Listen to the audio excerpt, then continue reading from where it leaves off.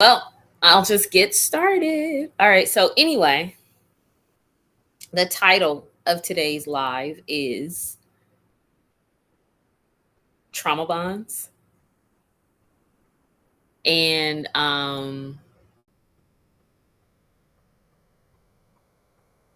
Trauma Bonds. What is the doggone title of the live? Like, I'm acting all like scatterbrain right now. Okay. Basically, trauma bonds, and why most interpersonal relationships are rooted in trauma bonds and self-preservation. And so,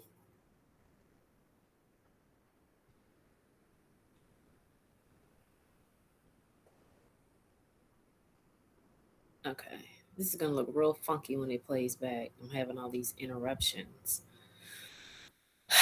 So anyway, the reason why I wanted to talk about this is it definitely is related to what I do. And so as far as like the work that I do with women, and so I just wanted to touch on a little bit more about this because, interpersonal relationships are like the biggest thing for people. It's like the one thing that people obsess over, right? They obsess over these relationships. And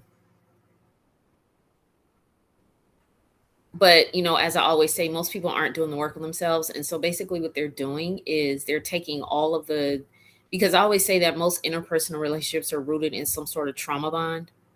um and so what people are normally doing is they're taking all of that and they're basically dumping it into the relationship.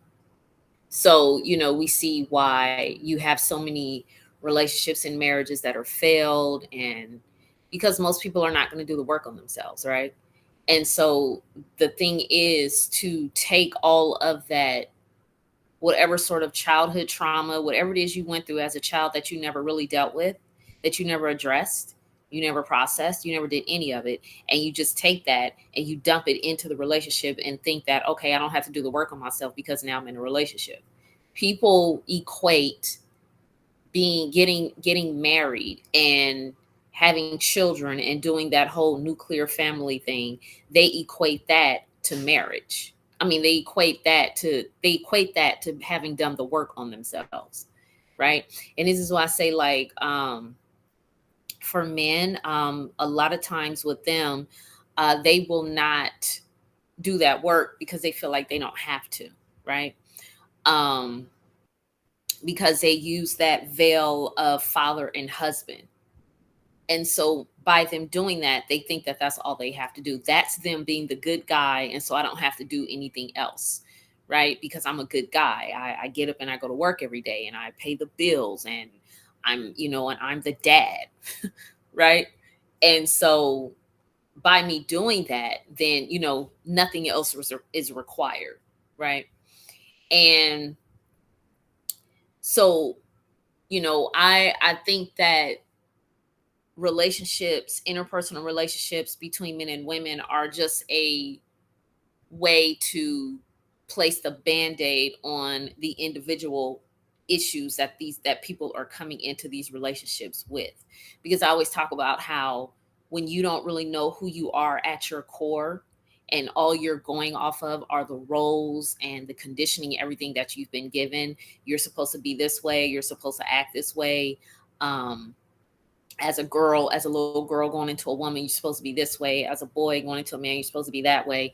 And so instead of people getting to know who they are at their core, they're taking all of the roles and the conditioning and they're taking it into these relationships and these marriages, and they think, oh, this is what I'm supposed to be, this is how I am, and this is what we're supposed to do. And so then you find yourself, especially for women, because a lot of times for women are a lot more open to personal development and doing the work. Even though you got a lot of women who aren't, right? We know that. But as far as the openness and the willingness to do it, it's more women, right? And so a lot of times with women, what they'll start doing is once they start doing that work, then they start to realize a lot of things about themselves. That's what happened with me. Once you get into, and let me specify this by saying, when a lot of women are in these marriages, these long-term relationships or marriages, but they start doing the work on themselves, then they start to realize things, and they start to realize, damn, why did I even do all this? Right. And this is going on a lot right now. You have a lot of women that are entering into this awakening. And because of that, a lot of marriages and relationships are being tested. Um, and specifically during COVID, I know during COVID, that's when I really started doing the heavy work. Right. So I remember thinking, with this COVID thing, I remember thinking this is either going to strengthen a lot of marriages or it's going to cause people to split up. It's going to be one of the two. And the stats are there. Like, there were so many relationships and marriages that ended during COVID because, first of all, both of you are at home, right? Because if you had to switch from being away from home to work to now you got to work at home, and let's say as the stay-at-home mom and wife or whatever, you're there all the time with the children, right? So you've actually created a little bit of a, as chaotic as it can be, you've actually created a little bit of a what's the word? You've kind of carved out a little space for yourself. You're at home. You have things organized the way you want it. You get up, you get the children off to school, you get to go, you go grocery shopping, do whatever it is you're doing, you get to come home, and you're there. So you've created this routine and you have it working nicely for yourself, right? And so then once the children had to come home, that created some chaos, right? Because now you got to deal with that. So the little bit of free time you did have, now that's been taken from you. Okay. So then now you got to deal with that. And then the husband has to stay home and work. So now he's disrupting. So it's the children and him. They're both disrupting what you had going on. Right.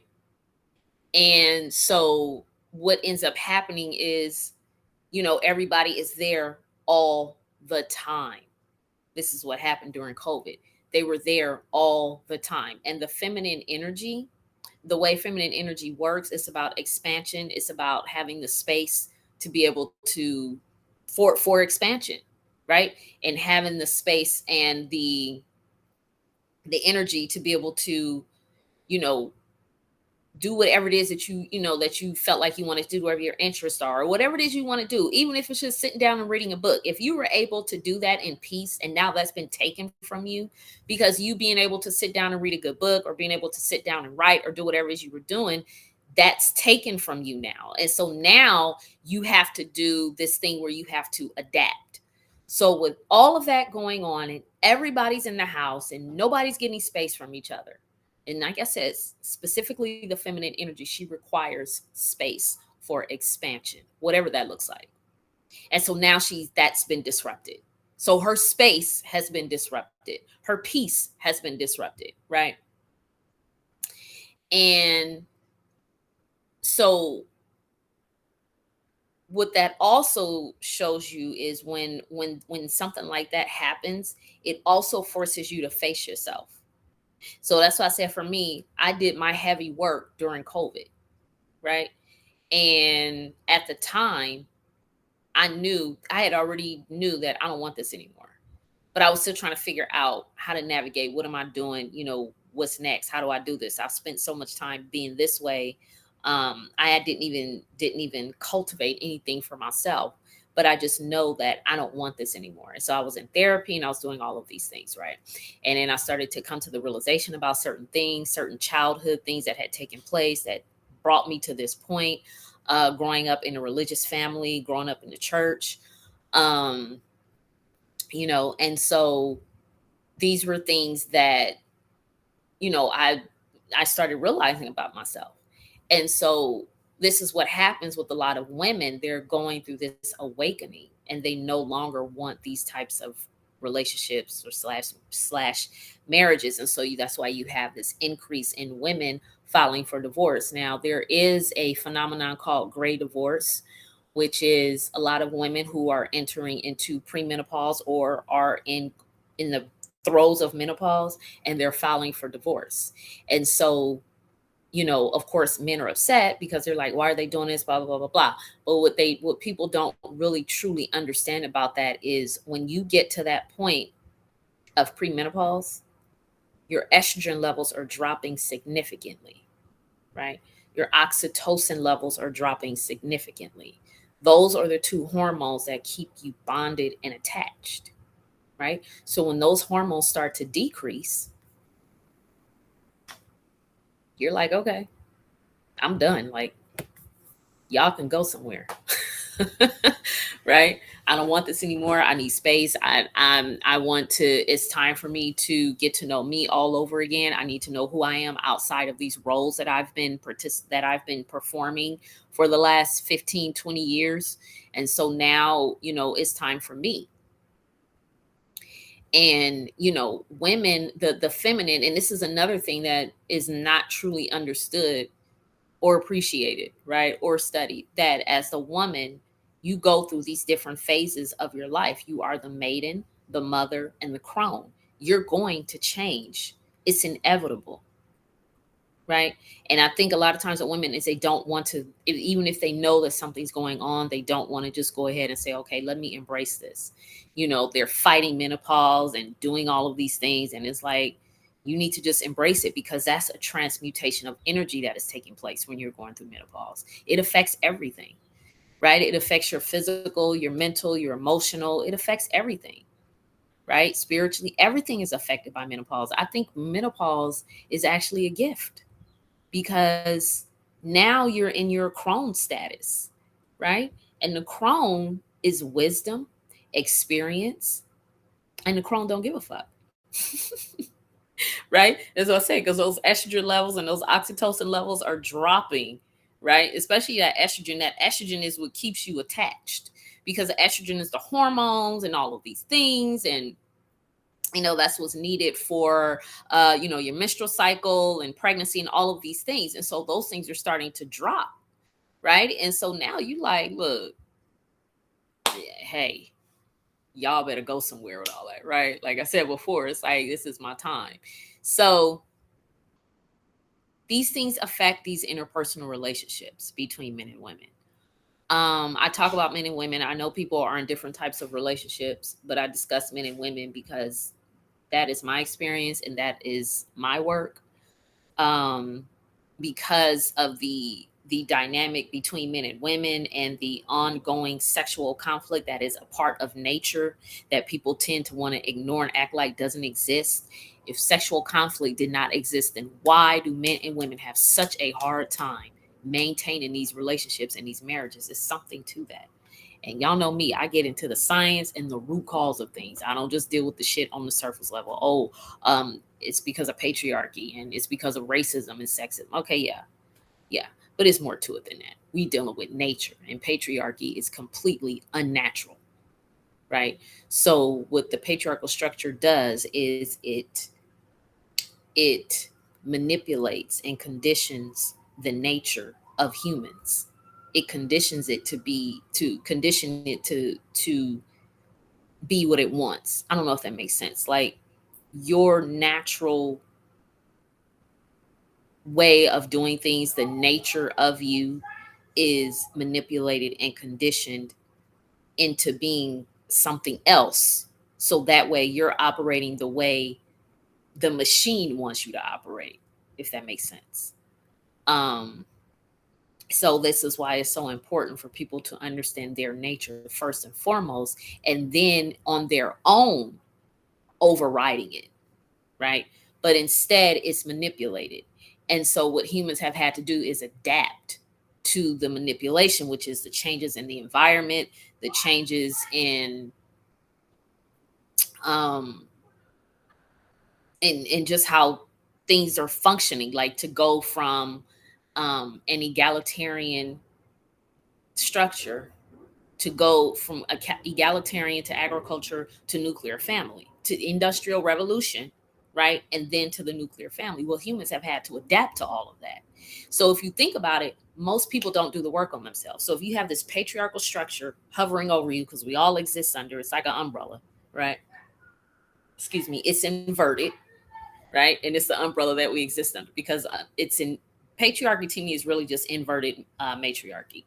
And it's an umbrella that we all exist under. So if you're existing under this umbrella of something that is completely unnatural, right, and you haven't done the work on yourself to override your own nature, to override your default programming, right? If you haven't done any of that, you will think that this is how it is. Oh, this is how I am. So this is how women are. So in order for me to be feminine, I have to wear makeup and wear high heels and dresses, and I have to be coy, and and I have to be this way, and I can't challenge the status quo, and my man, I can't challenge my man, and I'm submissive, and he's the big, strong, masculine man, and he's going to protect and provide for me, and I just can sit here and be cute and rest in my femininity. This is what you're given under patriarchy. To have a woman exist in that type of space all the time, it's very easy to manipulate her and control her, right? It's very easy to get her to do what you want. That's why I said it is the best interest of the system that women remain in a space of an emotional child. She remains infantilized and under daughtership. It is the best interest of society that she remains in that space. So when you have women who are completely outside of that, oh, she's too masculine. She's in her masculine. She hates men. She's gonna die alone. All the shit. Right? So this is why those types of women are not desired outside of whatever sort of beauty they may have. Right?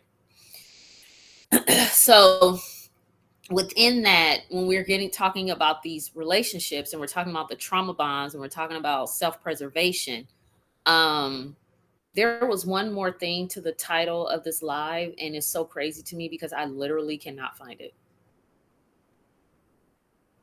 This is crazy. Do you know the title of it, Tierra? You ain't said nothing since you've been on here, ma'am. What's the title? Help me out. Like, there's something missing. It's the trauma bond. Wow. Like, this is crazy. Like, I literally cannot find the title of my live. This is insane.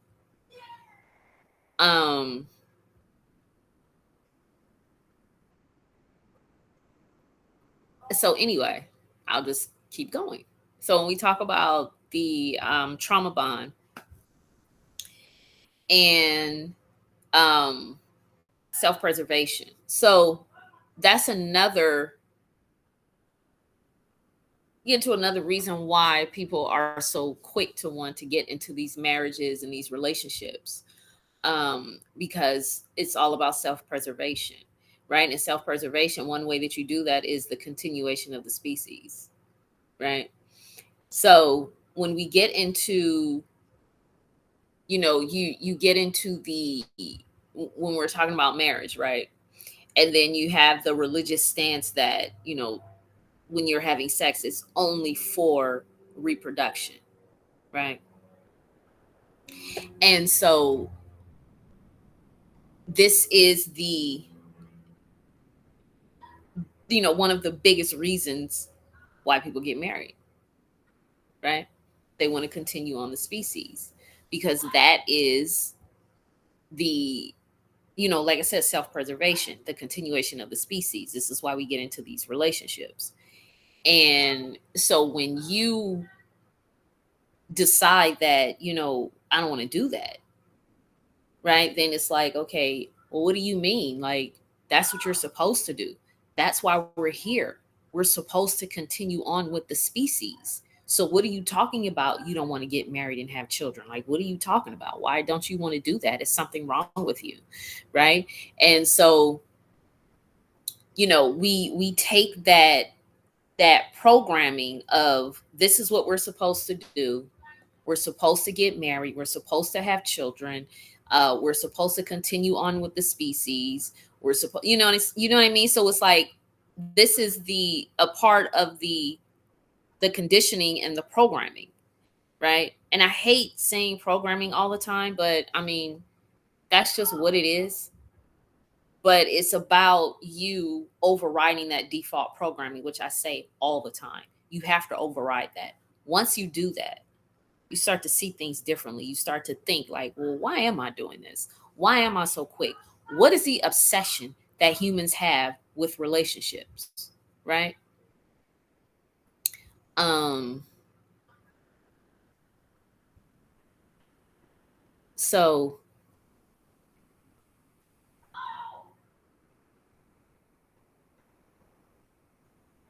okay. Anyway, hey, brown sugar's back. Hey girl. Yes. It's also fed to us in almost every, yeah, that's the thing, right? And then what is that? Programming, right? So everything is about programming. Your mind is a computer, and that means it can be programmed, right? And so, when we really think about how we are navigating this place, right? And like I really think about the depth of things. Like I love to get to the root. And so I find myself thinking a lot about, why humans do the things that they do. Why do we get in these relationships? Like, why? And when I ask this question, I'm given the regular, the answers that everybody gives, um, so two people get together to share life and you know, uh to share life and I don't know, have children and but why? Why? I was watching this video. I study Schopenhauer and Carl Jung's work a lot, and I really like to get into their philosophies on how they view the world and how they view life and human behavior and conditioning. And a lot of the things that they talk about, I was already thinking and I was questioning. And so, I was watching a video and Schopenhauer there in one of his works, he talks about the biological narcotic, right? That is physical attraction and how nature kind of tricks us into thinking that this is what you're supposed to do. And he was talking about the difference between the will and the reasoning and your will and your contentment, because he's talking about how humans are not really satisfied or content, and that's true. Humans will always seek other, right? And so it's like you start to wonder, well, why is that? And so when I was talking about the way you change when you're in your relationships, that in and of itself to me tells you that this isn't something that is supposedly natural. I don't know, maybe it's natural to okay.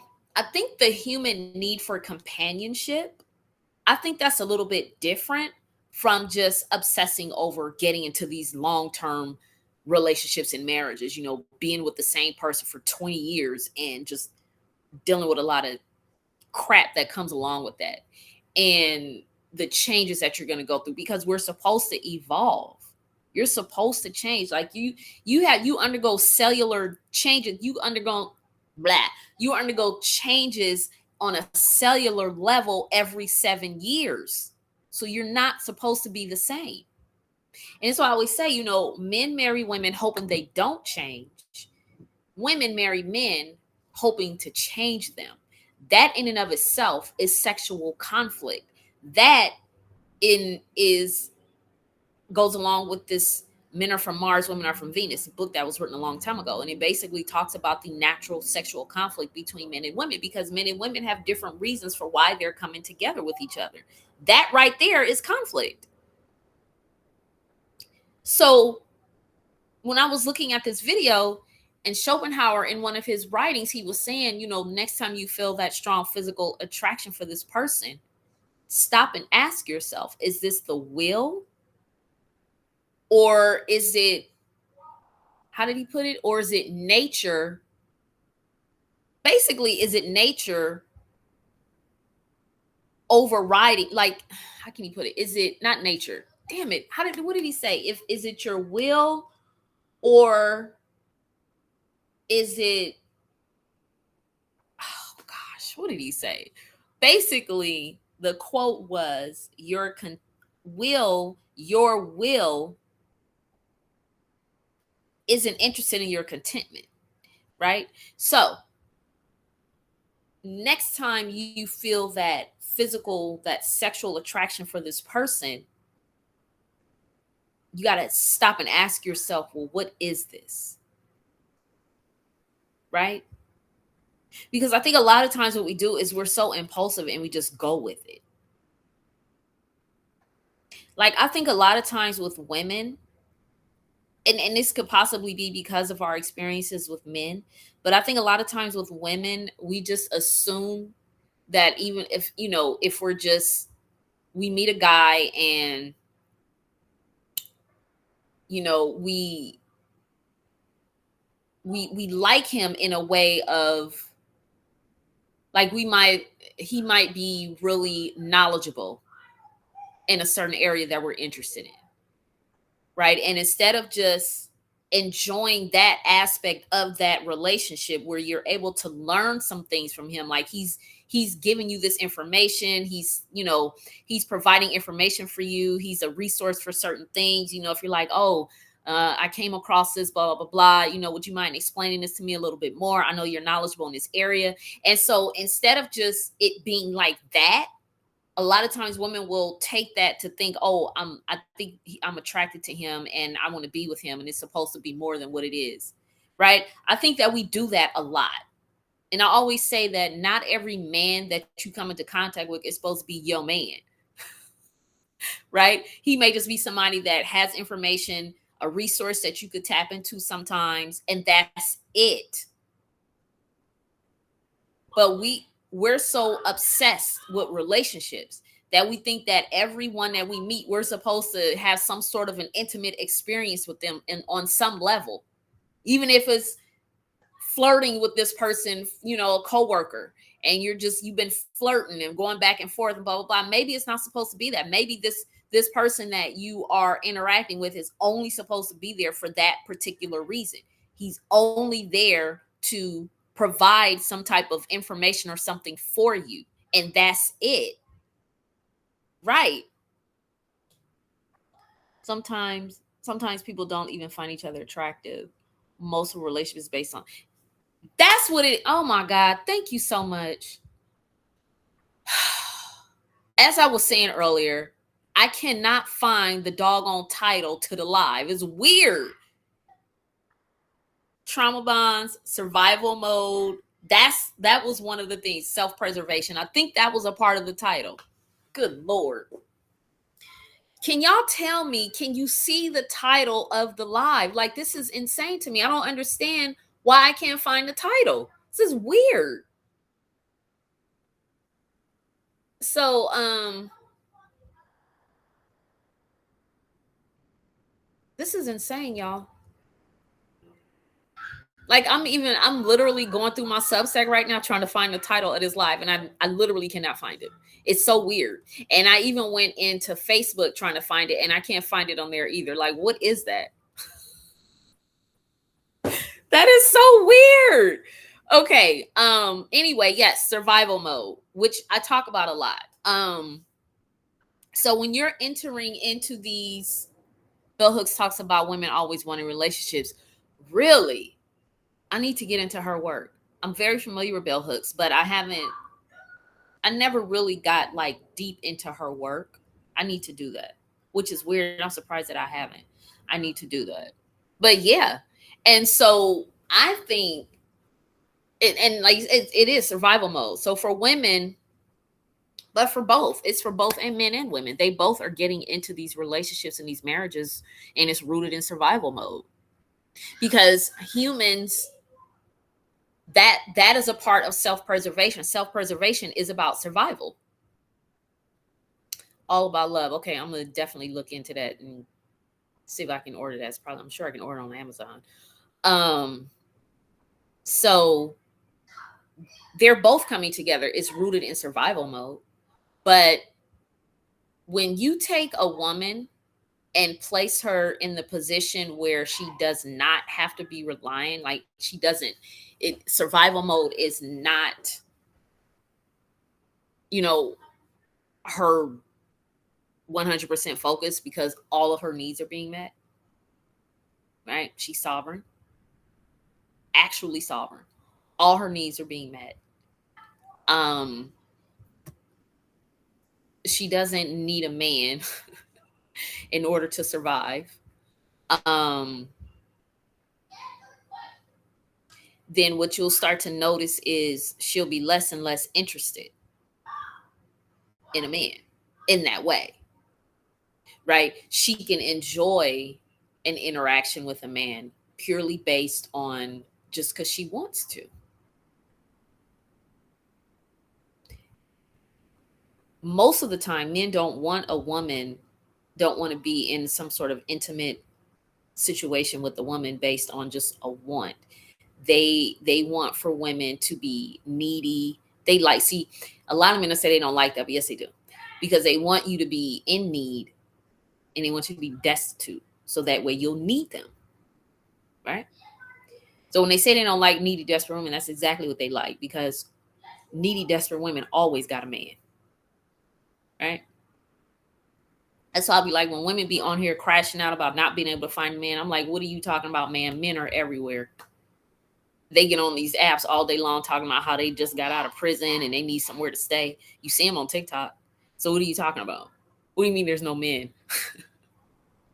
It's not, it's really your shadow is trying to get your attention, right? When women get on there crashing out, talking about I can't find love and I need a man and blah, blah, blah, that is your shadow screaming for your attention. That means it's time for you to do the work. You need to do the work. You don't need a man. What do you mean you can't find love? Why do women only equate love to getting a man? What about the love you have for yourself? What about the people around you who are supporting you and love you, just you? That's love. What about your children? Your children love you. What are you talking about? You need love, right? That's manipulated as well. Love is a frequency, it's not an emotion. The emotions is oxytocin and dopamine. Once all that drug, once those drugs wear off, what do you have left? That's why I just said posed the question. After the dopamine and the oxytocin wears off, what's left? It's just you. It's just you and him. So when I talk about the root, the reason why why men and women get into these relationships, right?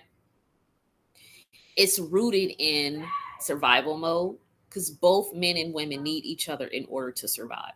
The way this system is set up, men and women, well, I won't say they need out. Well, let me retract that. The way this system is set up, men and women get into these relationships with each other in order to survive. They think that having a man will completely change their life, and when in reality, it often drains them and their resources. Absolutely. Because the feminine herself, she is a resource, right? You're a resource. You have a womb that you can utilize to manifest, not in by way of children. And I'm not even talking about that. I'm talking about the fact that you are a portal to bring things here. So you can utilize that energy, that sexual energy that you do have, to manifest and to bring things into fruition. And you don't need a man and popping out babies in order to do it. Women think that their womb, the only thing that the reason why they have a womb, it's only for pushing out babies or to be a pleasure source for men, right? And that sort of thinking is the same thing that men think. So now we're getting into the inner misogyny that women have, right? And so when you are of that kind of thinking as a woman, then yeah, you will find yourself in that position of needing to be with a man in order to survive. Because in order for me to survive, I need to get me a man so he can pay my bills, and and I'll have a few babies, and then I can be at home and rest in my femininity, and all this stuff that women are on. And at its root, I get that this is something that was created a very long time ago. Women wanting to sit home and live off of a man is not new, but it has been, just like everything else in this system, it has been, what's the word? I don't even want to say exploited, because it's exploitation at its core. But this has always been a thing, right? When you think about, I was talking to my daughter the other day, and I was talking about how the thinking of a lot of white women back in the day, and they probably still think this way. A lot of them probably, well, I ain't gonna say probably, a lot of them still think this way. But I remember, when I was in college, and and I was talking to these white girls. We were talking. They had this thing that was called the free speech area, or the quad, or whatever they called it back then. The pit. I don't know. I think they called it the pit. That's what we called it, based off a different world. We called it the pit. No, wait, y'all. Anyway, see, there goes my is that some like ADHD thing? Because I'll be going like on tangents and all that. My daughter be telling me I got a little bit of touch of ADHD, but I don't even think she knows. I don't know. Anyway. So anyway, we were in the quad, right? And we were talking. And she was like, we were talking just basic stuff like, what's your major, blah, blah, blah, blah, all this stuff, right? Yes. I'm laughing at myself, right? Because like you going off on them tangents, right? Oh, so we were talking about, basic stuff. And she asked me what my major was. And I was a little all over the place with my major at that time, but I knew you come to college to do that work, get good grades, graduate, get a degree, whatever, right? You be on that trajectory. When I was talking to her, she was like, "Oh, I'm just here to find a husband." And I was like, "Wow, okay." And then I started thinking about that, and I was like, "I think this is what a lot of white women do," but that's because that's how things were set up for them, right? I don't know if anybody's ever seen that movie. I might be dating myself. It's called Mona Lisa Smile with Julia Roberts, and I think Julia Roberts, Kirsten Dunst, I think. And it was about these women that were attending this college, Wellesley Girls College, in like the 40s or something. Anyway, Julia Roberts' character, she was a professor at the college. She was very progressive for a woman at that time. Like, she wasn't married, no kids. She was a professor. She was all about the academics and women, really getting out there and doing what they want to do as far as like careers and stuff like that. So she has and I think it was based on a true story. She has such an impact on her young students, because most of the girls were there just because they said, I'm only here because I can be among men. Even though it was an all girls college, they were there being groomed to be housewives who just happens to have degrees, I guess. So, but getting the degree wasn't the ultimate goal for a lot of these girls. They were just there because they were like, look, you need to go here, you need to be in college, so that way it's a very high on the social status, because you're attending Wellesley and that looks good for your potential husband and all this kind of stuff, right? So she was very much trying to influence these girls and look, hey, you can do more than that, right? She's like, look at me, I'm a professor at a university, I'm not married, I don't have kids. And one of her students looked at her as like, ugh, same thing that women do now, right? You know how women act towards single women. They act like single women are like these lepers or something, single women without children. And so one of the students was really had this view of Julia Roberts character because she was not married, didn't have kids, and she was a professor. She was earning her own income and all of these things. I think she had a man, a boyfriend or whatever, but it wasn't anything that she was like fully committed. Like I said, she wasn't married or anything like that, right? So one of her students, she did really, really well. Like academically, she was like knocking it out. Her writing was really good and all of that. And so she asked her, she was like, well, what are you doing? She said, oh, I'm just here until I find a husband. She was like, but what do you want to do? Like, if you could do whatever you wanted right now, once you graduated, what would you want to do? And she said, I want to go to law school. And so she was like, well, you need to do that. And so this type of thing is that, even that in and of itself is about survival. I'm going to this school so I can place myself in a environment where I'm around other men, so that way I can get me a husband, and that way I can survive, right? I can be a housewife. I don't have to worry about anything, right? And he can just take care of me. But that's still rooted in survival mode. That's so sad. There's a book that came out about a rich white woman who had a lawyer degree, but still chose to be a stay-at-home mom. 20 years later, she found out her husband, and he left and hasn't spoken to her. Yeah. There's this movie called Wife. It's either Wife or The Wife with Glenn Close. And she was like this brilliant writer. And her husband was basically taking all the credit for her writing. But they had decided, because the way the time that she was coming up, again, it was that same type of era where women were not supposed to be, career driven and all of this stuff. But she was like this brilliant writer, and her husband was this professor at this, I guess, prestigious university. And everybody thought that his writings and stuff was coming from him, but it was really her. And so, she got to a point where she's got tired of it. I haven't seen the movie. I've been wanting to check it out. So I'm definitely going to look at that. So, but it's called Wife. The book is called, okay. So I need to check out Bell Hooks. I need to check out the book Stranger. And then I need to watch that movie Wife. Y'all should watch it too. Check out the movie. It's either Wife or The Wife. If you look it up, you'll find it's Glenn Close. She's in it. So, and there's this other movie called Big Eyes with Amy Adams, and how her husband was basically taking all of the credit for her art. I think this was based on a true story as well. So, yeah, definitely. And let me know what you think.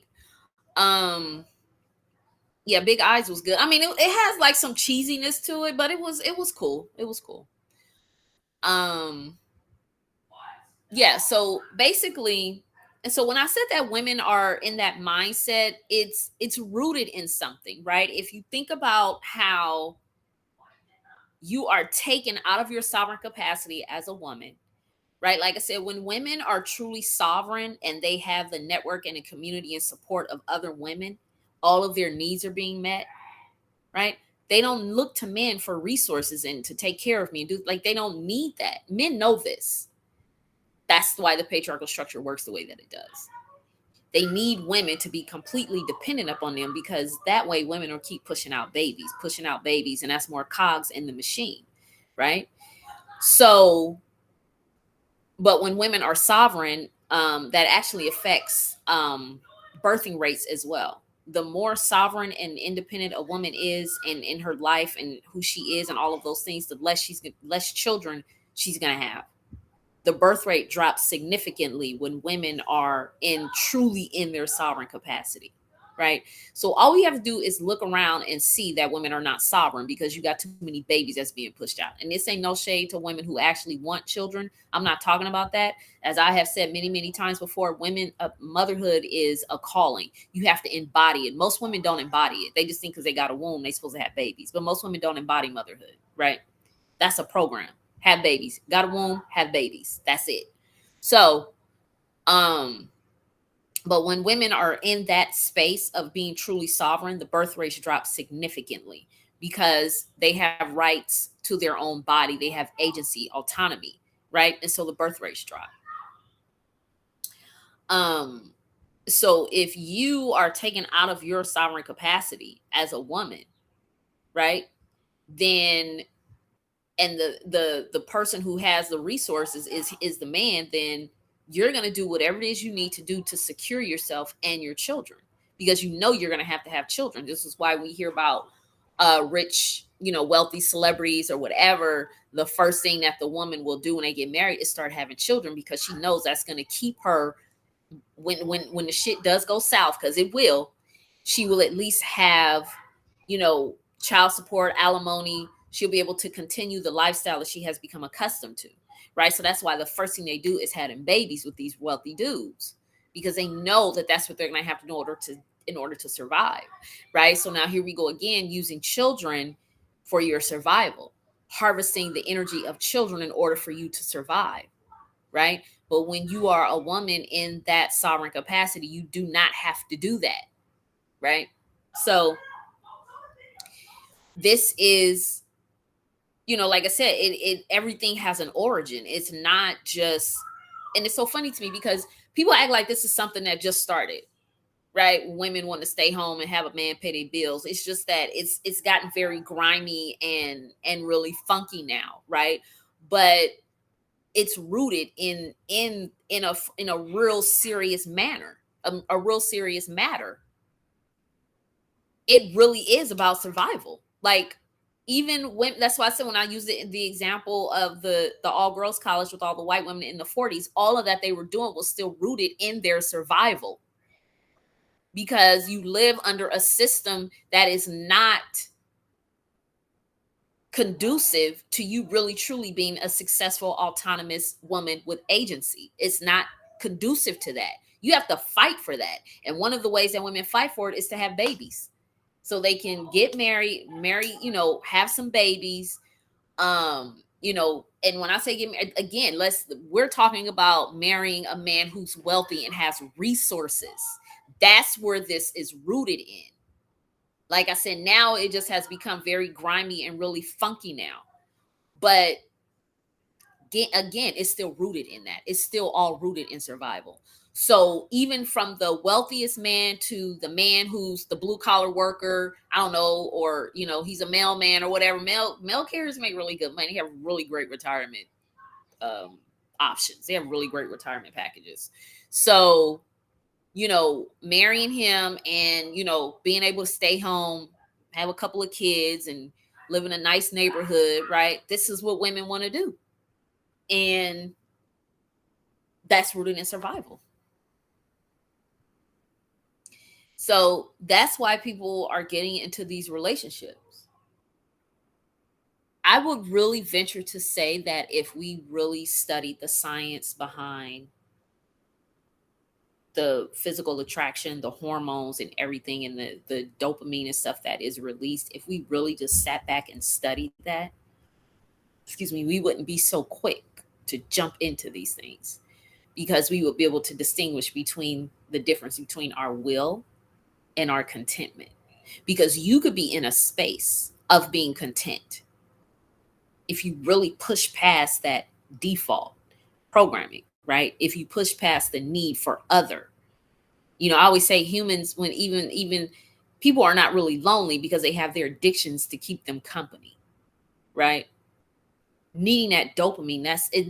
They say with the release of dopamine just from social media, that same part of your brain that is activated when you're literally doing drugs is that same part of the brain that's activated when you get that dopamine rush from a man that you like, or when you get a bunch of hearts and comments on your post on Facebook or on whatever sort of social media platform. It's the same dopamine release. So if you really study that and just look at your own self and just take a step back and say, okay, why am I so pressed, right? Let me think about that. What is this? Because, when and especially when it's new with the man, there's like this rush, this euphoria. Those are all hormones. Like, what did Schopenhauer say? A biological narcotic. That's what that is. And so once all that wears off, then it's just like, oh, because I know for me, I used to, and I didn't know that that's what this was. I used to get so upset with myself because I would be like really, really into a guy. And then I promise, like, after a while, I would just lose interest. And so I started noticing that pattern. Like, I would always always lose interest. And I did not understand why. And but I noticed it. And so what I started doing is I started overriding that, and I started making myself stay interested. And it got to a point where I was just like, maybe I should just let this be. Just let it be. It's not because he's a bad person, or it's not anything wrong with me. It's just, and I think a lot of times, most of these marriages and these long relationships, it has just run its course. It's time to move on. You know, people love to blame, oh, he must have been cheating, or she must have did this. She must have been cheating, or he must have been abusive and all this. And a lot of times it doesn't have to be that. Sometimes it has just run its course. It's just time to move on. As I said before, humans, you're supposed to evolve. You undergo actual cellular changes every 7 years. You're supposed to evolve. You're not supposed to be the same. Like, it's amazing to me how you get what you get married at like 30, right? You're not the same person you were at 40. But you're still supposed to you're not supposed to change. Like, what are you talking about? When you met me at 30, this is who I was at 30. I'm 40 now. I done pushed out 2 babies, right? That people don't understand the changes that you undergo as a woman when you start having children. It's not just physical changes. It's physiological, it's emotional, it's mental. There's a lot going on with us when we start having babies, right? And so the mom brain, that shit is real. Like, it's like something happens in that brain, and they've done studies on it. There's some things going on there. So when you say like you have a no, you know what made me think episode of Girlfriends. I use television series and movies and stuff a lot, y'all, to illustrate my point, because I think that they're very good at pushing those things, putting those things out there for you to analyze. And I remember Maya said, yeah, she has, what did she say? She has a single woman brain. I have a married woman brain, or something like that. And she was saying that to make the point that she notices things that this woman may not notice, right? Because she's married. And no, or I have a mother, something she said. Anyway, it basically confirmed this thing about the changes that you undergo cognitively once you start having children. Like, even when you get married, it's different, right? A single woman is not going to have the same outlook on certain things as a wife would. They're going to have things are going to be different. Nothing bad, just different. You're single, you've never been married, so you don't know what that's like. You have an idea, you've been in a relationship, so you know what it's like to be in a relationship with a man. You know what it's like to share a space and be intimate. You know all that. But marriage is going to be different, because marriage is more invested and it's more emotionally charged, right? So it's going to be a little different. So, and then a woman who's never had children as opposed to a woman who has had children, it's different, right? You can speak on it. Absolutely. Like, there's a couple of creators that I really like on TikTok, and I think it's 2 of them, they've never had children, but they're very knowledgeable. They have a lot of wisdom. And so I appreciate that. But they've never had children. So they can't actually speak on the experience of being an actual mother who gave birth, but they can speak on certain things. And I think that's good too, because if you're outside of something, you're the observer, so you can see things from a different perspective, right? So, what was I talking about, y'all? Let me go up in these comments. Maybe it'll jog my memory. I had to do this the last time. I get on my train of thought and I just go. Okay, so let me see. Oh gosh, I read this. Okay, she talked about the one 20 years later. She found the book. Okay, so now, Brown Sugar, I think you last time you were the one you had a comment in there and it jogged my memory. But anyway, yeah, so if we Oh, that's what I was talking about. The changes that you undergo, right? And so that's why it's so important. Like I said, sometimes it just has run its course. So I think you have to be very you really have to examine yourself before you get into these relationships. Like, I would challenge you all, next time you have somebody that's close to you and she tells you she's getting married, ask her why. If you can, whatever, I don't know what kind of relationship, because, and plus, you know how women are. Y'all know women get, what do you mean why? All this stuff, right? But if you can, ask her why. We're getting married. Okay. Why? Just see what she says. See what answer she gives you. Because most people give the same answer. Oh, we love each other. Okay. Marriage don't have anything to do with love. That's another thing. People get that mixed up. Like, what are you talking about? Marriage has nothing to do with love. Those are two different things. Right? Just like sex has nothing to do with love.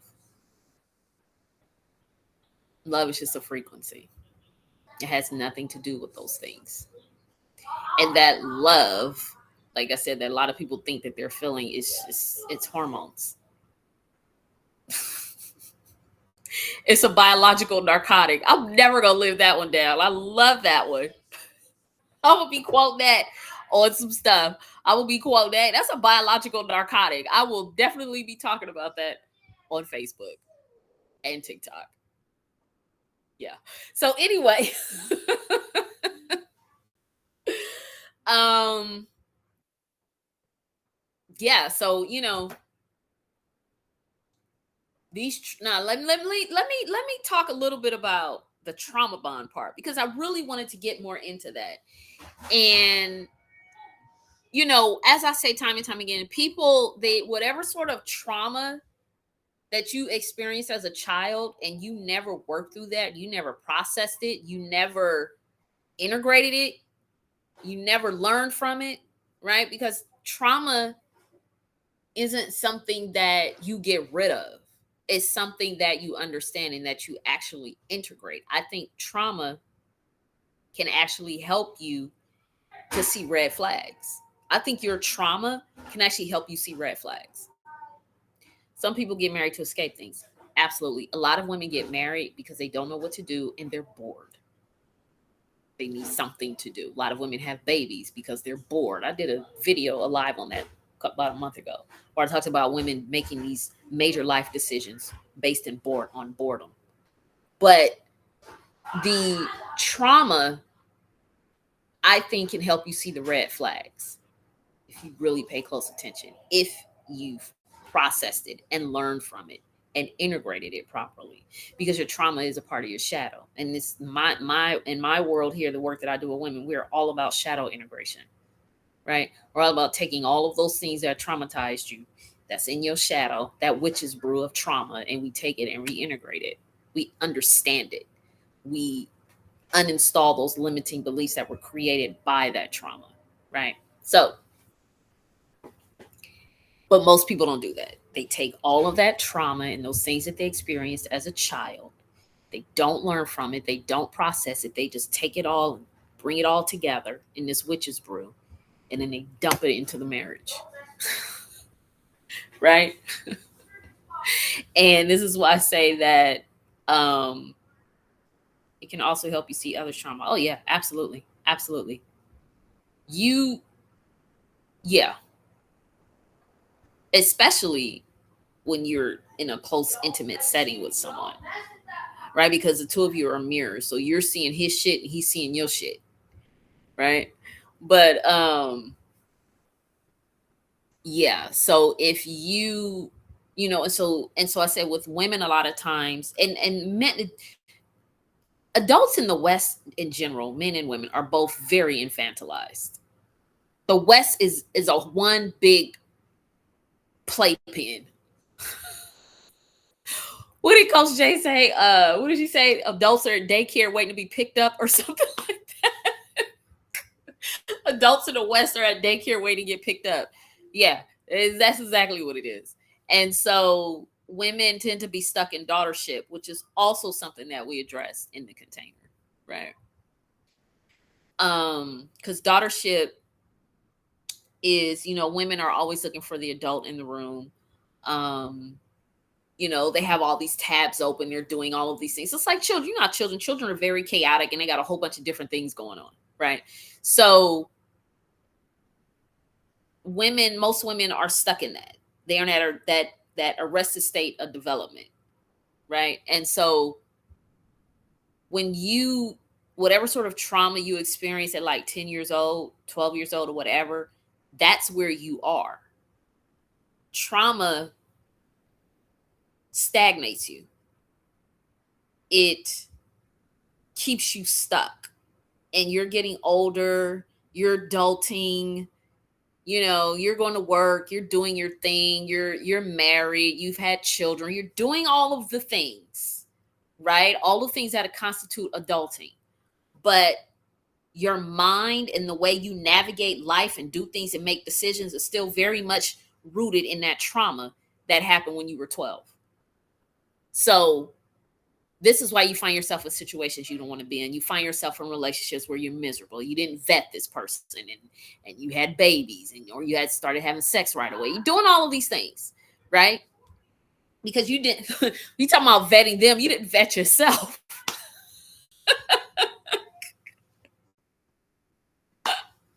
You didn't vet yourself.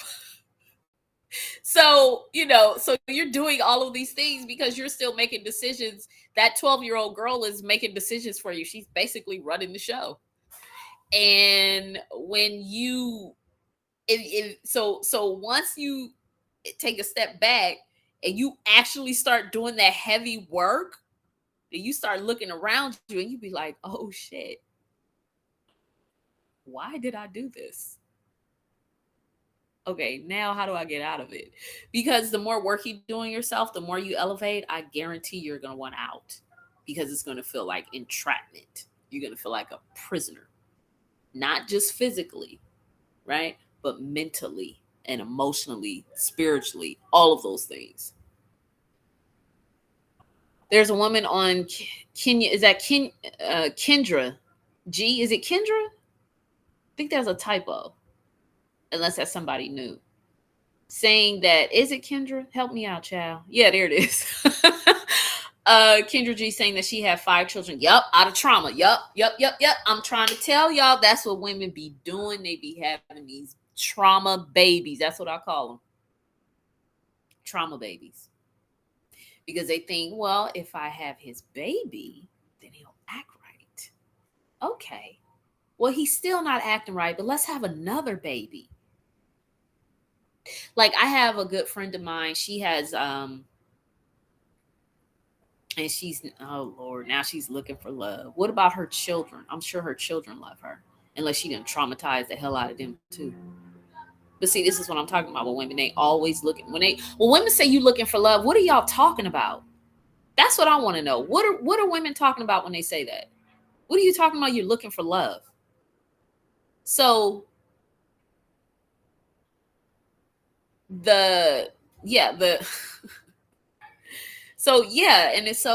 like the trauma. Like I said, you having trauma babies. And I have a friend right now. She has a client who said to her, she was actually going to leave. She was planning on leaving them kids with him. I think they got like 5 boys or something like that. And don't even get me started on that. I'm going to do a whole other live on why women push out a lot of boys, but I'll probably do that next week.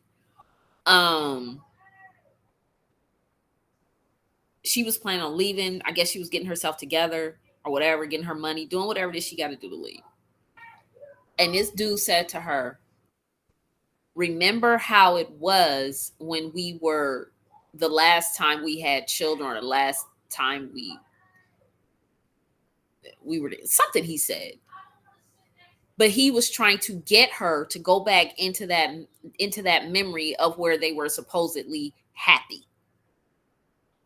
And he was trying to use that as a way for her to agree to getting pregnant again. When I tell you that men are warlocks, they're fucking warlocks. Okay. And women are not equipped to deal with the way men are. And I'm sorry, most women are not. Women think they can win the game. You can't win that game with men. This whole system is set up for them to win. That's why, as a woman, you have to position yourself as a player from the beginning. That means you got to have knowledge and all of that when you're very young before you even get out there. Like, I know for me, with my daughter, like, I'm putting her on so much game. She's going to be ready. You have to get your daughters ready for this shit. Because women are movable chess pieces on the chessboard that we call this in this game of life of the patriarchal structure. We're just moving pieces on the chessboard, right? We're in a game that we don't even know we're playing. He was trying to trap her again. Absolutely. Because he didn't want her to leave. They know when you leave, even if you don't say anything, if men just stop and pay attention just a little bit, they'll know that I think she wants to leave. Right? So they're not clueless like women think they are. Now, are they as smart as? No, but they're not clueless either. If that makes sense. Like, I think when I say that, I think women give men too much credit as far as that. Right? But they're not clueless either. They know, and then when I say that, because they know exactly what they're doing. Because first of all, they're watchers. I call men watchers. They're always watching what we do. They study us. The problem is women don't study men enough. And this is why women find themselves being played and in these situations they don't want to be in, because you didn't study. You need to study that dude. My screensaver thing keeps coming on, getting on my freaking nerves. But yes, he studies. Men study us. The man that you're with, he's studying you. And then he mirrors you. Right? This is why you can be talking to a dude on the phone and he'll be saying all of the things. And you're like, damn, how would he know that? Or that's the same thing I think. We have the same views. Yeah, because he's been studying you. Right? First of all, he saw your profile. He's been watching your videos, looking at your content. He ain't said nothing, but he's studying you. Right? Don't let them fool you. They're watchers. The watchers that we always hear about, it's men. That's why I said it's easy for them to be stalkers, because they already sort of stalk you anyway. They be stalking us on social media. You can have dudes that have been following you for months and months and they never friend request you. They're just following you. They're just watching you. They're just watching what you're talking about. Right? And then they'll come into your DMs and say some stuff. And you're like, wait a second. I know for me, when that happens, the first thing I do is I go to my friend list. I'm like, I don't see this dude nowhere. Oh, he's been watching. Now he in my DMs. Or they'll be watching you for months and then they'll finally follow you or they'll friend request you. But they've already been watching you. This is what they do. And women don't really truly get this. They're watching. That's why I said it's so easy for them to be stalkers. Because that's a part of what they do. They're like, oh my God, this creator on Thread said they exhibit drone behavior. And they do. I was like, ever since she said that, I can't unsee that. But they are. They're like drones. So, like I said, it's like, you got to be real careful as a woman when you are entering into these relationships, these intimate relationships with these men. You have to be so careful and so self-aware. You have to. Like, you really got to ask yourself, why am I feeling like this about him? He's saying all of the right things. He checks off all the boxes. But I still have to keep my wits about me, right? I can't fall into that default behavior that they're used to women being in. On Beauty in Black, Angel said to Rain, she said, well, what about all the stuff you said to me and Kimmy to get us to do blah, blah, blah, blah. He said, oh, well, because y'all females, females are easy. It's easy to play y'all. She was like, what? I'm like, he right. He is absolutely right. He is right. It is very easy. But a woman who's not easily played is just a woman who is very much, she has successfully integrated both parts of her brain, first of all, which is, as women, we can do that with such ease. It's harder for men to do. It's much easier for us. The female brain is wired for leadership, but it's much easier for us to integrate both hemispheres of our brains. It's easier for us to access both. And this is what I be trying to tell women all the time. You don't have to be in that space of, I'm just a girl, la, la, la, all this stuff. This is where they want you. They want you to be just a girl, right? Because you're easy to manipulate when you're like that. So when he said, oh, well, it's easier to play y'all, right? Because men know other men. Like you said, they also study other men. Men know men.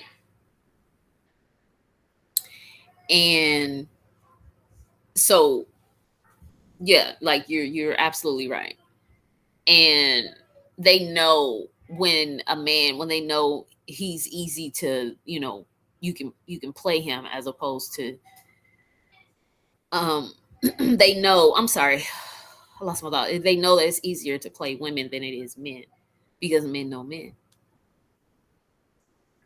And there's always a threat of physical violence between men. So they're gonna tread lightly. Other men are gonna tread. That's why I said men are actually very submissive. They're very submissive, right? Just put them in a hierarchical structure. Watch them in a hierarchical structure. They're very submissive. So, a hierarchical structure with other men.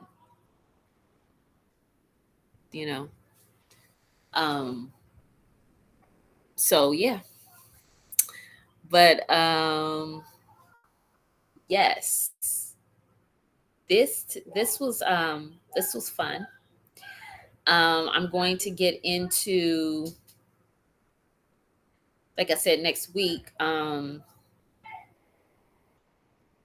gonna get into why women have a lot of boys. Why some women have a lot of boys. I'm gonna get into that, and I'm gonna get into the science. So y'all bring y'all's notebooks, because we're gonna get into it. Y'all know I love to bring the science. That's my thing, because I like to get to the root cause of things. I like to get to the origin. Everything has an origin.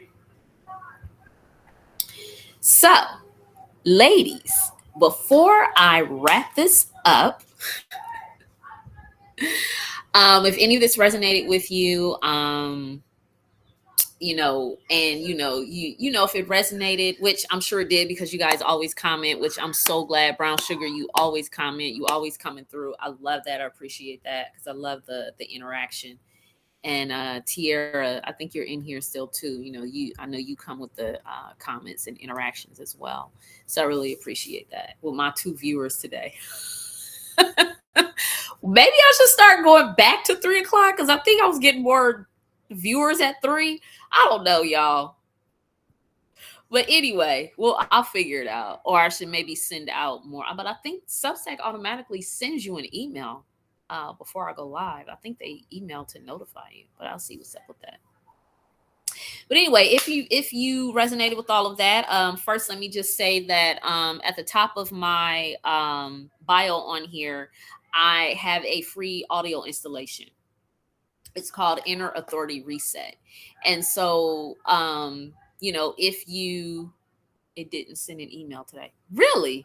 Okay, I got to get on that. I'm going to look into that after we get off of here, because that's probably. So when you get the notification, is it just a notification on Substack? Because I know that, they'll just notify you that someone's going live. But I don't know. But you are on my email list. I did send an email yesterday. Within that email, I did have the reminder in there of today's live. So if you got it, everybody else should have gotten it.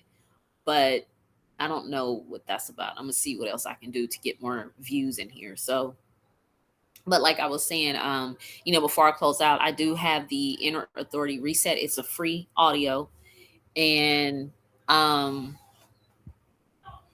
put my link in the chat, but let me add it again. And you can download that. Let me see. Let me put it here. Oh, you got good. I'm glad. Okay, so you did get the email yesterday. Okay. All right, so I put the link in there. You can go to my store, the Inner Authority Reset. That audio, that is the first offer, the first offer in my on my stand store, and like I said, it's free. You can download that, and then yeah, so you can download that, and then also you can see what my other offers are. Again, I always talk about I do the one-on-one, the 4-week container.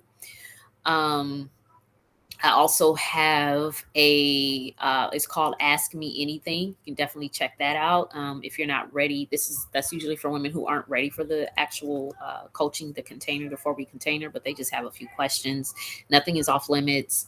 It's a 2-question minimum. I respond back with either an audio clip or video clip answering your specific question. So it's not like generic, it's actual, personal for you. So, but I just ask for 48 hours before you receive a response because I have to have time to look at it and, go ahead when they answer the question. So I have that. And then also, I am going to be releasing I have a community that I'm going to be launching. And it's called the Cipher Community. It's going to be a lot of great things in there for you ladies. And so I will be launching that this Friday. So be on the lookout for that. You'll be receiving emails as well. And I think that's it. So yeah, go ahead and click on that link up there and get that audio. And then that way you can browse and check out my other offers. And I think that's it. I will see you ladies next week. All right. You have a great rest of your day.